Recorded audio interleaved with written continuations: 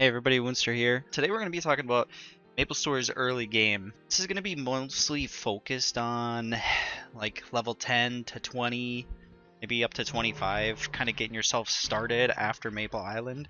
A lot of this is going to be focused around how to utilize what you have, your resources, like if you're a certain job, how to play your job in a way. It's not going to be like in depth like that, but it's going to be more focused on how you should be using your mesos, how you should be using potions, and kind of just some tips for early game just to not screw you over in the later part of the early game. So what I want to say first is like the beginner skills, the recover HP and the nimble feat, utilize those as much as you can. The recover HP is pretty much a free potion every time you use it. I'd say it's a big deal, especially with the potion situation. I think they will be fixing it here at release, but as of what we know right now, it's probably a good idea just to make sure that we're not, chugging potions down our throats while we have a skill available that can help us with that. Next, I want to talk about like if you're a bowman, if you're a thief, or if you're a warrior. If you're low on MP pots or you have a low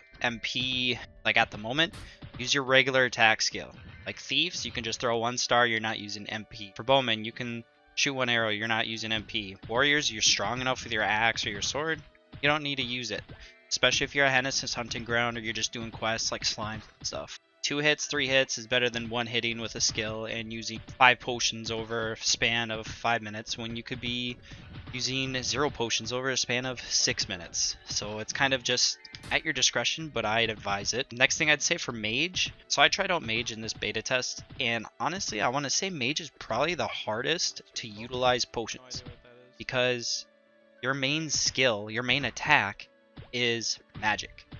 And if you're not using that, you're hitting with a wand, and that's barely doing any damage. So I would suggest possibly keeping a sword or something in your inventory in case you run low. Then you have something to back yourself up on until your MP gets back up. That's just a suggestion. But me as a mage, what I found out actually helps is a lot of people require HP pots quite a bit.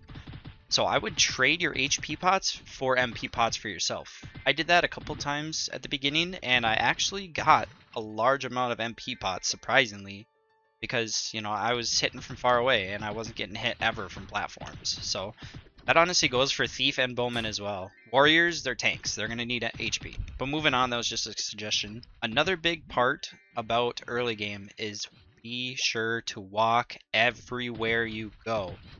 It seems like it's nothing or it's a time saver, it's going to help you to use the taxi, but I promise in the long run it's going to help you just to walk. Walk, kill the mobs on your way to each town. You may pick up something crazy or special or a garnet ore every now and then, and that alone saves you saves you money, and it gains you money. So I suggest doing that. That's what I avoided doing. I took the taxi because I saw I had 5k in my inventory. It goes a lot quicker than you think. If you do need to use the taxi, use the taxi in the place that you're a citizen at. You get a discount using the taxi. That's something that not everybody knows, but is kind of known. Another thing I want to say, do not sell your materials, do not sell your ores, do not sell your quest items.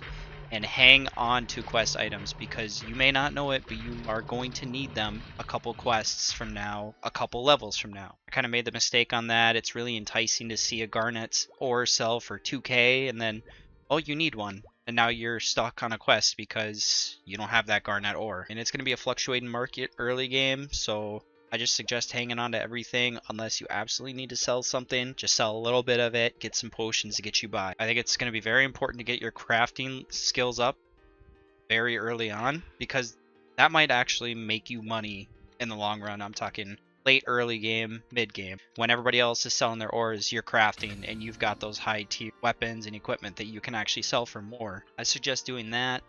Another thing I suggest is do not get scammed by people selling pure waters or salads or garnets. They're a lot easier to get than you think. It looks like salads are locked behind the citizenship stores, so get your citizen level up, buy your salads, and maybe you can, even do the old school maple and scam people themselves. Sell them for twice their worth and make profit on that. Pure waters get sold at the Sleepywood sauna. The regular sauna, they sell pure waters there, I believe for 1.2k or something. So that's a quest item. A couple of those, I believe. And then garnets. The garnet ores were a 1-for-1 crafting trade for garnets. So hang on, I think it's about 2 or 3 ores that you need. So, I mean, if you get an abundance of them, you can go ahead and sell them from that point. But for now, just hang on to them. Don't ever buy potions. Buy lemons and buy meat. Those are the pretty much like the HP and MP currency that everybody's been using and probably will be using at launch. Not buy potions. Just buy those. Save the potions that you get from quests for around level 20 to 30. Those will help you when you run out of money or when you run out of the lemons and the meat. So be sure to utilize the citizenship discounts too. If you see something in there that looks like it's a good deal, it's because it probably is. So be sure to use that quite a bit. Another thing I would say is to make friends. Make friends, make friends, make friends. This can go a very long way early game, mid game, late game. Start to get to know people, socialize, party up. The party system, it's a shared meso and experience system, so utilize that as well. It's a big deal, I swear. Doesn't seem like it at a time, but even if you're in a map for 2 to 3 minutes or 5 minutes, if you party up, it's going to help you so much more than you think. And do not ever be afraid to leave a party once you join it. Do it all the time, it happens, nobody really cares. There's a spot for everyone. And then another thing I would say with the quests, there's a couple quests that were really difficult to deal with. It was the relaxer chair quest, and then the seed, the pick up 20 seeds and Elena quest. Those are tedious. I say with the relaxer, you kind of just gotta tough it out and wait until you get those nails and boards. But with the Elena one, just come back if it's super busy. Don't tire yourself out. Don't burn yourself out if there is too many people there doing that quest. You have to break these plants and you get a seed maybe every 3 plants. It's not really worth it to deal with if you're chasing it for 30 minutes. I think for this video that's going to be it. I'm going to post another one, probably a part 2 of this. So if you guys have any kind of suggestions and feedback on this, or if you guys have any like tips early on, be sure to let me know and I'll address it in the next video. So thank you for watching. I hope you guys have a great day.